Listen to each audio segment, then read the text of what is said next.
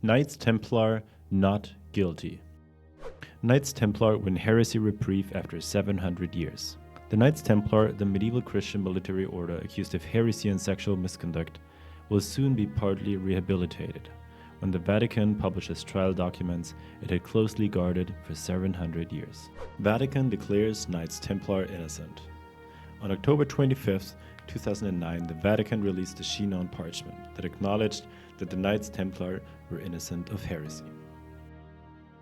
Yeah, really? I don't know. Let's take a closer look, shall we? Welcome to Medieval. What's up guys, Joey here. I'm a historian by profession and wrote my PhD on the Knights Templar, and today we're going to have a look at the Chinon Parchment. So the Chinon Parchment is a 700 years old protocol that was written during the interrogation of some Templars in a small and gorgeous city in western France. And the name of the city was Chinon, hence the name of the protocol. And this protocol was found in 2001 by the Italian archivist Barbara Frale in the middle of a heap of totally unrelated documents. So it was basically just pure luck to find this document, which makes the entire story even more amazing, I think. Anyway, so what's so special about this document? Well, first of all, it's a document that's 700 years old, right? Which is always amazing to find as a historian. It's another primary source that helps us complete our picture of what actually happened back then. Second of all, the document does not only record statements by some random unknown Templars, but it holds the statements of 5 leading figures of the Templar order, and among them none other than the last Grand Master of the Templars themselves, Jacques de Molay. Now that's pretty wild, isn't it? Okay, cool, but like, what's in this document that makes newspapers want to rewrite the history books? I mean, there's got to be something in there, right? Yeah, right, sort of. But before we look into the document itself, we do need some context here, I feel like, because context is always a great thing, right? Why were the Templars interrogated in the first place? So let's be really quick here. In the year 1307, the French king decided, due to a ton of reasons, to arrest the French Templars all of a sudden to get hands on their money and properties. In order to do so, he produced a catalog of really harsh accusations against the Templars, and in a shady and, by the way, completely unlawful coup, he had his officials arrest all the Templars on French soil and put them in prison. Which is really weird, right? Because for the past 200 years or so, the Templars had been really close, especially to the French crown. I mean, at some point they were even responsible for the treasury of them. The Templars safeguarded all the money of the French kings. Anyways, the arrest of the Templars by King Philip IV was not only one of the most insidious moves to basically ever go down in history, it was also not exactly in tune with the law. Why is that? Well, the Templars were, like many of the other military orders as well, exempt. Exempt is what you call organizations that don't have to abide to a specific set of rules. Taxes, for example. In our case, they were exempt, amongst others, from rules and laws made by all worldly leaders, such as kings, for example. Yup, crazy, huh? They basically only had to listen to the Pope. Kings and rulers haven't had any say about the Templars or Teutonic Knights and Hospitallers and so on. This was a really big reason for the military orders actually becoming that influential and rich. And all of a sudden, the King of France decided to put the Templars in chains. So why would he do that? And that's a really important background info for this entire Chinon Parchment story. The Pope at that time, Clement V, and the French king were not exactly friends. In fact, they had never been. And that rivalry between the kings of France and the popes had been going on for decades. And they'd been fighting basically over classic pope and king stuff. Like who was allowed to appoint whom and so on. And now, all of a sudden, the king detains a bunch of people who were explicitly under the protection of the Pope alone. Now that's all ingredients for a big drama, isn't it? And that's exactly what was about to unfold. So with the detention of the Templars, the French king had obviously taken things in his own hand. And in 1308, Pope Clement V now wanted to get back into the driver's seat, which is why he started to send his own legates to question the Templars themselves. So in 1308, the Pope himself chaired one of the hearings of Templars because he wanted to hear personally what his protégés had to say about these shameful accusations like bidding on the cross, for example, or venerating idols or denouncing Christ. That was in Poitiers, end of June 1308, where a group of 72 Templars, carefully selected by the king, by the way, was questioned. But this Poitiers meeting is just the beginning of what for our story is a lot more important. Because a couple of days later, another hearing took place. But this time, only 5 but very high-ranking members of the order were questioned. And this one took place in the fortress of Chinon and included, as we've heard before, the Grand Master himself, Jacques de Molay.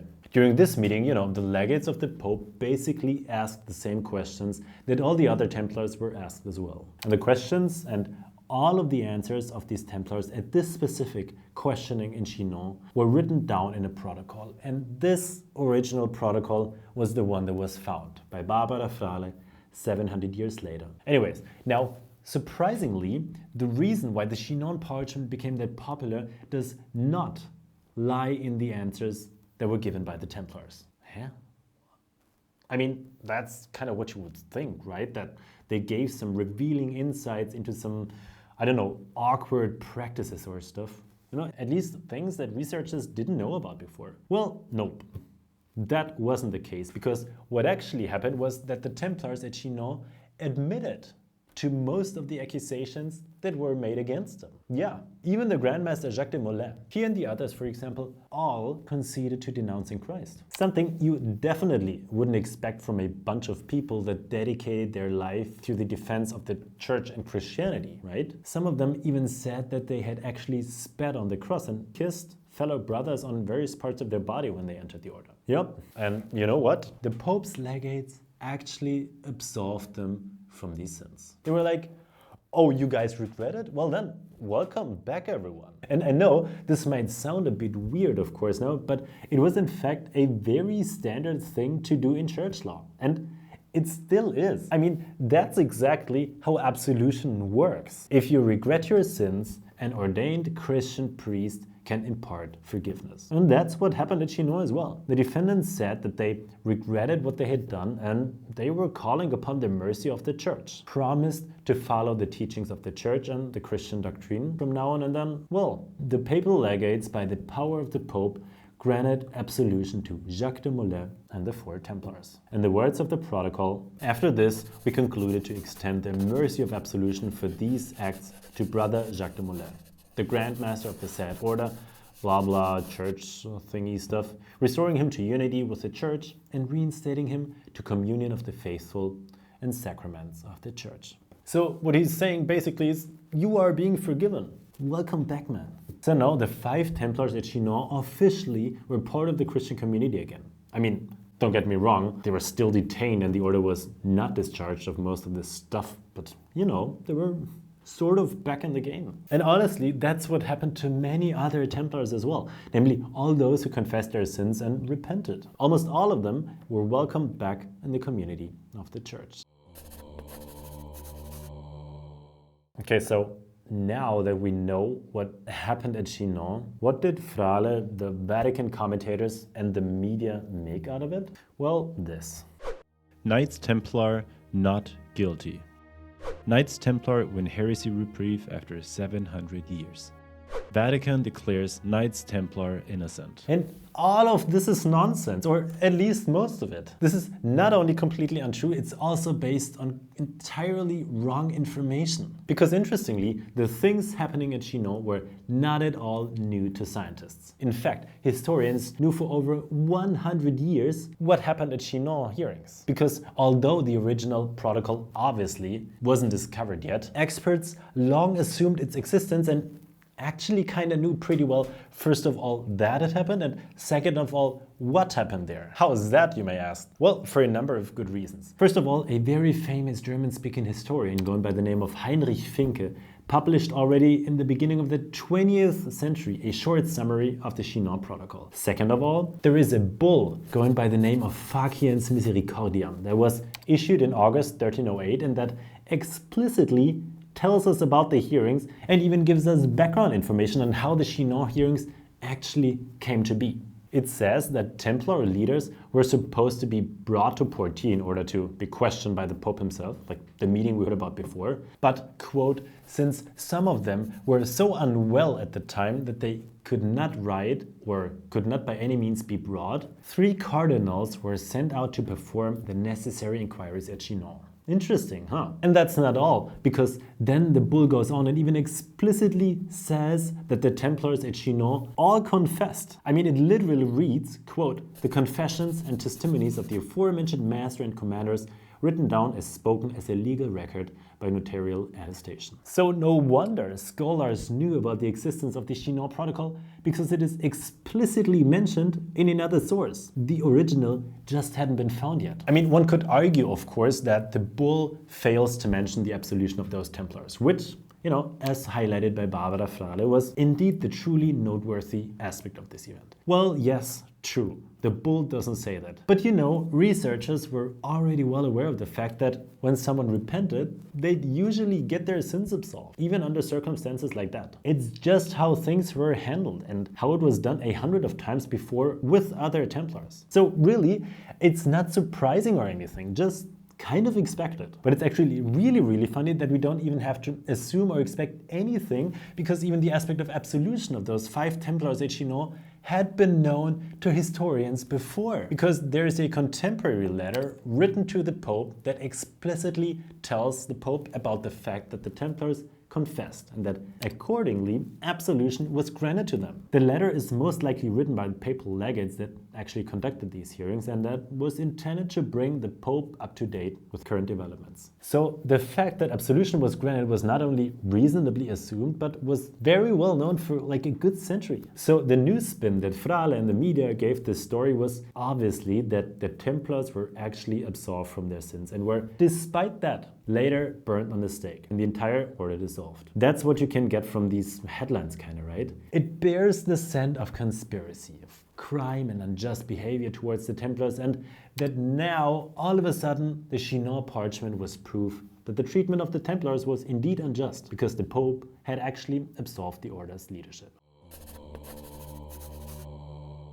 The point is, the last Grand Master Jacques de Molay and the others were burned on the stake in 1314, not because of some sinister things happening in the background of this Templar process that hid the truth or something, but because after the hearings at Poitiers and Chinon and so on, they later retracted their confessions. They said they didn't mean it. They claimed that they were pressured into saying that, which is probably true, and that in fact the accusations were not true and that the members of the Templar order hadn't done anything wrong. And this is what spelled doom for them, because now, having first confessed and later retracted, this rendered them apostates according to church law. And as so-called relapsi, so as Christians who were welcomed back in the arms of the church after their sins, but fell away from it again, there was only one way to deal with them, and that was burning.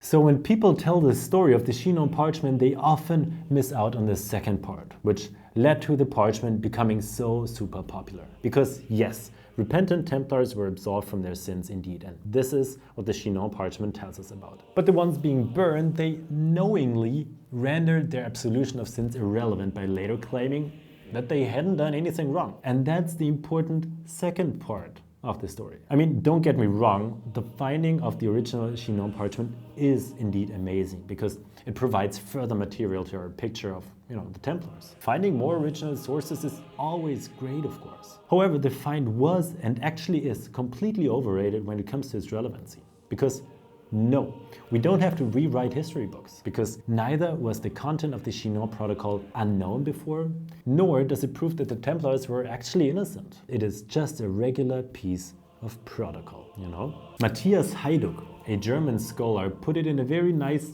admittedly very German way, and I'm going to read it out in German first, because even if you don't understand the language, you totally get the point just because of the way it is written, I feel like. Mit aller Deutlichkeit muss festgestellt werden, dass für die Templerforschung am Gehalt des Fundes aus dem Vatikanarchiv absolut nichts Neues. So in English, it must be firmly emphasized that the findings from the Vatican archive offer nothing new for Templar research whatsoever. You know, honestly, the find does not even support the thesis that Pope Clement V was actually convinced of the Templars' innocence, as you can read in some articles on the Chinon Parchment. I mean, it could very well be, because the bull with which he finally sealed the dissolution of the Templar order as an institution does not give heresy as the reason, but irreparable damage of the order's reputation, which in turn renders the institution unfit to further exist. But that hasn't to do anything with the Chinon Parchment. The Chinon Parchment is just a regular protocol of high-ranking Templars during the trial